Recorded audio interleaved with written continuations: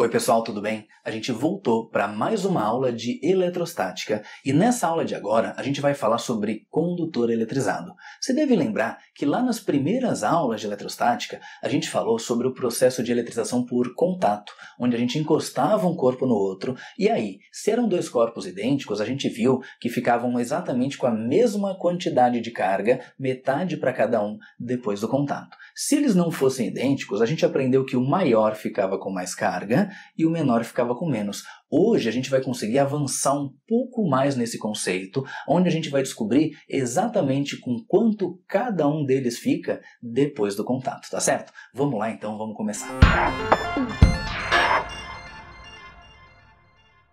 E o primeiro conceito que eu quero definir com vocês é a capacitância, que a gente usa a letra C maiúscula.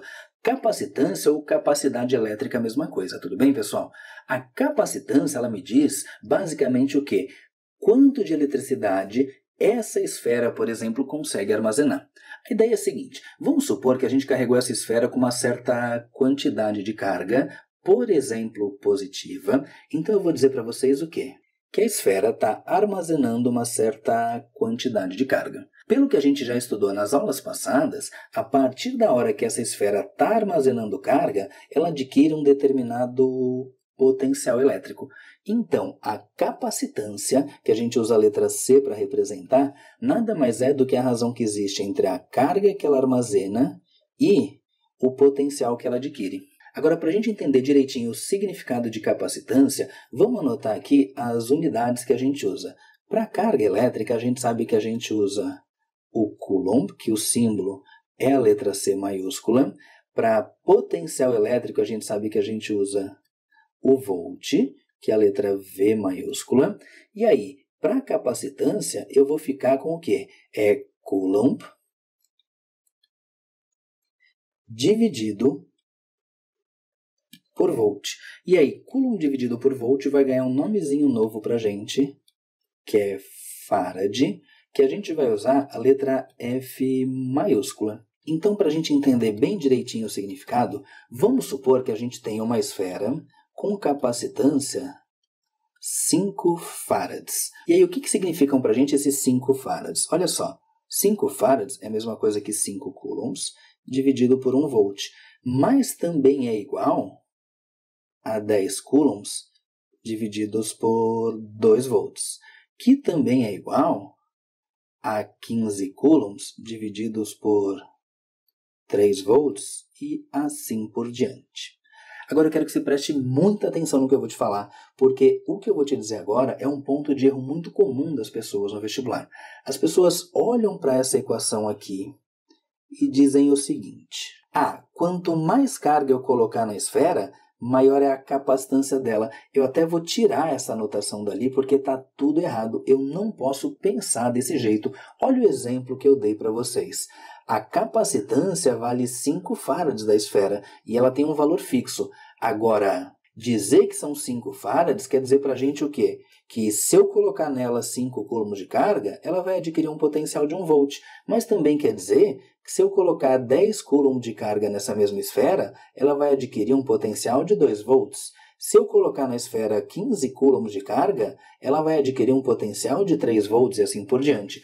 Então, presta muita atenção nessa conclusão aqui. O fato de colocar uma quantidade menor ou uma quantidade maior de carga na esfera não altera a capacitância, a capacidade dela. Só vai alterar o valor do potencial elétrico, tudo bem? Então cuida. A capacitância de uma esfera não depende do quanto de carga você põe nela. Na verdade, a relação é a relação contrária, né? Poxa, Coelho, mas espera aí. Então, o que influencia nessa capacitância? Para responder isso, eu vou pegar essa expressão que capacitância é carga por potencial e queria lembrar com vocês que a gente viu há umas 2 aulas que o potencial de uma esfera era dado por K vezes a carga da esfera dividido pelo raio. Lembra que o potencial elétrico era constante na esfera, tudo bem? Agora, o que eu vou fazer? Eu vou pegar essa expressão aqui que a gente aprendeu e vou substituir aqui no lugar do V. Então, a capacitância vai ficar para a gente Q, que é a carga que tem na esfera, dividido pelo V, que é K, vezes Q, dividido por R. Opa, peraí, olha só, tinha um Q escondido aqui embaixo. Aí eu vou fazer o quê? Eu vou simplificar Q com Q. Daí ficou 1 aqui em cima dividido por K dividido por R. O que a gente faz aqui, que a gente aprende lá com o ferreto, é escrever essa fração de baixo multiplicando, só que invertida. Então vai ficar 1 vezes R sobre K. Então essa é a expressão que determina a capacitância da esfera. Então a única forma da gente mudar a capacidade de armazenar carga da esfera, a capacitância, é mudando o tamanho da esfera, mudando ela para uma esfera maior ou uma esfera menor, ou ainda mudando o meio material onde ela está. Então, a princípio, ela está no ar. Eu coloco a constante eletrostática do ar. Mas se eu colocar a esfera dentro de um outro meio, aí sim eu vou mudar a capacidade dela de armazenar carga. Tudo bem? Pessoal, e essa ideia é a ideia-chave, a ideia fundamental da aula. A gente tem que saber o quê? Que a capacidade da esfera de armazenar carga não muda com o fato de eu colocar mais ou menos carga ali dentro dela. A capacidade é uma só. Agora, se eu colocar mais carga, o potencial aumenta. Se eu colocar menos carga, o potencial diminui. E se eu quero mudar a capacidade da esfera, eu tenho que mudar o quê? Ou o tamanho dela, ou o meio material onde ela está. Por exemplo, se a gente fizer uma analogia, olha só, um balde de capacidade 5 litros. Se ele está vazio, a capacidade dele é 5 litros. Se eu ponho água pela metade, a capacidade dele continua sendo 5 litros. Se eu loto ele de água, a capacidade dele continua sendo 5 litros. Agora, claro, se eu quero mudar a capacidade desse balde, tem que pegar o quê? Ou um balde maior ou um balde menor, tá certo? Bom, vamos continuar porque tem algumas coisas ainda bem importantes para a gente conversar.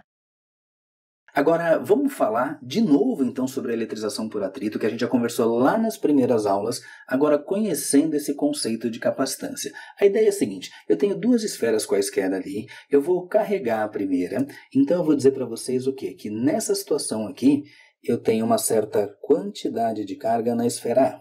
Essa daqui eu vou chamar de esfera B. A quantidade de carga da esfera B no início é 0. Aí, a ideia é a seguinte, o que eu vou fazer? Eu vou desenhar embaixo de novo, ali o corpo A carregado e o corpo B, e em vez de encostar um no outro, eu vou colocar um fiozinho condutor que dá exatamente a mesma coisa. Conta uma coisa para mim que você já sabe desde o começo da eletricidade. Essas cargas que eu estou pintando, que eu estou marcando aqui, são cargas de mesmo sinal, certo? Se elas são cargas de mesmo sinal, o que você sabe? Essas cargas, elas se atraem ou se repelem? Bom, com certeza você respondeu, Coelho, elas se repelem porque são cargas de mesmo sinal. Aí me responda mais uma coisa, elas tendem a ficar então juntas ou mais afastadas? Certamente você me respondeu que mais afastadas. E aí, como tudo isso é material condutor de eletricidade, essas cargas vão começar a se repelir e buscar ficar o mais afastadas possível, então elas vão se redistribuir nos dois corpos. Então eu vou dizer para vocês que eu tenho uma nova carga aqui no corpo A, que eu vou chamar aqui A com asterisco. Eu tenho uma nova carga no corpo B, que é a carga B com asterisco.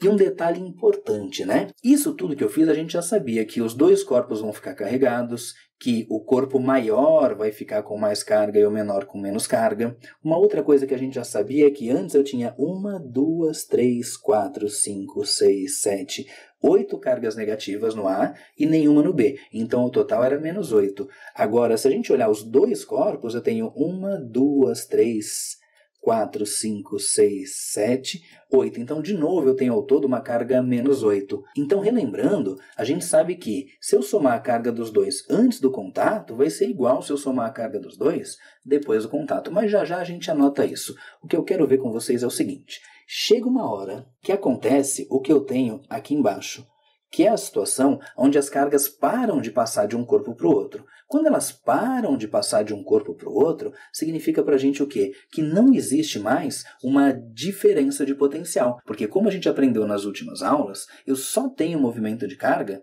quando eu tenho diferença de potencial. Então a ideia é, eu posso afirmar que a gente tem a condição de equilíbrio quando, em que caso? Quando o potencial do A depois do contato e o potencial do B depois do contato ficam iguais. Então, essa é a situação onde as cargas param de se mover.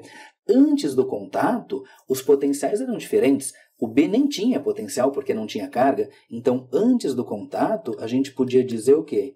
que o potencial elétrico de A era diferente do potencial elétrico de B. Aqui a gente pode fazer uma analogia lá com a termologia, né? Lá na parte de calor, o que a gente aprende? Que para o calor passar tem que ter diferença de temperatura. E aqui a gente sabe que para a carga elétrica passar tem que ter diferença de potencial. Quando os potenciais ficam iguais, é porque a gente atingiu o equilíbrio elétrico ou eletrostático, tá certo? Bom, vamos continuar com as nossas anotações. Então a gente sabe, olha só, que aqui eu tenho um certo potencial do A, aqui um certo potencial do B, que no caso é zero, porque a carga do B depois do contato vale zero, e esses potenciais são diferentes. Depois do contato, eu tenho novos valores de potencial elétrico. E por que eu tenho novos valores de potencial elétrico? Porque eu tenho novas cargas. As cargas se redistribuíram pelos dois corpos. E os potenciais elétricos depois do contato são iguais. E uma outra coisa que a gente falou agora há pouquinho é que se a gente soma a carga do A com a do B antes do contato, obrigatoriamente vai ser igual se eu somo a carga do A mais a carga do B depois do contato, tudo bem? Agora olha só, se a gente pegar aquela expressão da capacitância que C é igual a Q dividido por V, e isolar a carga, a gente pode dizer que a carga é a capacitância vezes o potencial. Agora, o que eu vou fazer? Eu vou pegar essa expressão aqui e vou substituir no lugar de cada uma das cargas que eu tenho ali antes e depois do contato, tudo bem? Só lembrando que como a esfera B antes do contato não está carregada, a carga do B é zero, eu já vou tirar esse termo daqui. Então vamos lá, substituindo Q igual a C vezes V para a esfera A, eu posso dizer o quê? Que é capacitância A vezes o potencial A. Agora, a carga da esfera A depois do contato, quem vai ser? Vai ser a capacitância da esfera A vezes o potencial do A depois do contato. E a carga da esfera B depois do contato é a capacitância da esfera B vezes o potencial da esfera B depois do contato. Agora, como a gente sabe que capacitância é dada por R sobre K, eu vou fazer o seguinte, no lugar da capacitância, eu vou escrever R sobre K. Então vamos lá, em cada uma delas eu vou escrever assim, ó, aqui fica raio do A sobre a constante vezes o potencial do A. Aqui, de novo, capacitância do A é raio A dividido pela constante vezes o novo potencial A, mais capacitância da esfera B é o raio da esfera B dividido pelo K vezes o novo potencial da esfera B. Como K é uma constante, eu posso simplificar em todos os termos. E aí a gente chega o quê? Que a soma raio vezes potencial antes do contato é igual à soma raio vezes potencial depois do contato. Eu não posso dizer que a soma dos potenciais antes é igual à soma dos potenciais depois. Só posso dizer isso se os raios forem iguais. Aí eu simplifico os raios e está tudo certo, tudo bem? E agora eu quero fazer uma outra análise com vocês, para a gente descobrir quanto de carga ficou em cada uma das esferas. A gente sabe que depois do contato, os potenciais elétricos ficam iguais. Então eu vou anotar para vocês aqui o seguinte, que o potencial final da esfera A é igual ao potencial final da esfera B. Potencial é K vezes a carga final do A dividido pelo raio do A. E aqui é K vezes a carga final do B dividido pelo raio do B. Eu posso simplificar essa constante e eu vou fazer o seguinte, eu vou deixar carga para um lado e raio para o outro. Então, esse QB eu vou trazer para o outro lado dividindo. Vai ficar para a gente QA por QB depois do contato é igual a esse raio A, eu vou levar lá para o outro lado multiplicando, vai ficar para a gente raio A por raio B, tudo bem? O que eu concluo a partir dessa relaçãozinha que a gente chegou aqui? Olha só, como deu QA por QB igual a RA por RB, eu posso dizer para vocês o quê? Que se de A para B, se o raio dobra, a carga também dobra. Ou seja, quanto maior o raio, maior a carga. Então, a carga final do corpo é diretamente proporcional ao raio da esfera, tudo bem? Bom, vamos usar essas informações, então, que a gente estudou para resolver um exercício. Uma esfera condutora 1 de raio R1 está eletricamente carregada com uma carga Q1 e apresenta um potencial elétrico V1. A esfera condutora 1 é ligada por meio de um fio condutor de dimensões desprezíveis a uma esfera condutora 2, de raio R2 e descarregada após atingirem o equilíbrio eletrostático. A esfera 1 adquire carga Q1' e potencial V1', e a esfera 2 adquire carga Q2' e potencial V2'. Pessoal, é exatamente a situação que a gente acabou de conversar, né? O primeiro está carregado, o segundo não. Eles são colocados em contato e os dois ficam carregados. Vamos ver o que a questão pede para a gente. Considerando a situação descrita, assinale as proposições corretas. O primeiro item pergunta para a gente se o potencial da primeira esfera antes do contato é igual à soma do potencial das outras duas esferas. Bom, pessoal, vamos anotar as informações que a gente sabe, que a gente viu agora há pouquinho, para a gente poder resolver esse exercício. O que a gente pode dizer? Que o potencial 1 e o potencial 2 são diferentes, mesmo porque a esfera 2 nem está carregada. Depois do contato, os potenciais V1' e V2' são obrigatoriamente iguais. E uma coisa é certa, que a carga do primeiro mais a carga do segundo antes do contato tem que ser igual à carga do primeiro mais a carga do segundo depois do contato. E, como o segundo corpo antes do contato está neutro, a carga Q2 é zero. Então, uma das afirmações que a gente pode fazer é o quê? Que a soma das cargas antes do contato é igual à soma das cargas depois do contato. Agora, a pergunta 1 foi sobre os potenciais. O que a gente pode afirmar sobre potencial aqui? A gente pode dizer que a carga 1 quem é? É a capacitância 1 vezes o potencial 1. A carga 1 depois do contato é a capacitância 1 vezes o novo potencial 1. E a carga 2 depois do contato é a capacitância 2 vezes o novo potencial 2. O item 1 só seria verdadeiro se a gente pudesse simplificar todas as capacitâncias, mas a gente não pode fazer isso, por quê? Porque como as esferas são esferas de raios diferentes, as capacitâncias 1 e 2 são diferentes. Então, está errado dizer que o potencial antes é igual à soma dos potenciais depois. Só seria verdade se fossem esferas idênticas, esferas de mesmo tamanho, porque daí as capacitâncias seriam iguais. Item 2. Ele perguntou se a carga final nos dois corpos vai ser a mesma. Não, né? Eles só ficariam com a mesma quantidade de carga se fossem corpos de mesmo tamanho. Também não. Item 4. A soma das cargas depois do contato, Q1 mais Q2' é igual a só Q1 no começo? Vamos lá, ó. Q1 no começo é igual a Q1' mais Q2'. O item 04 é verdadeiro. Vamos deixar ele marcado aqui como resposta. Item 8. O potencial final da esfera 1 é igual ao potencial final da esfera 2? Verdade, a gente já tinha inclusive anotado isso, que os potenciais finais são iguais. Essa é a condição de equilíbrio para a gente. Então, o item 8 está certo.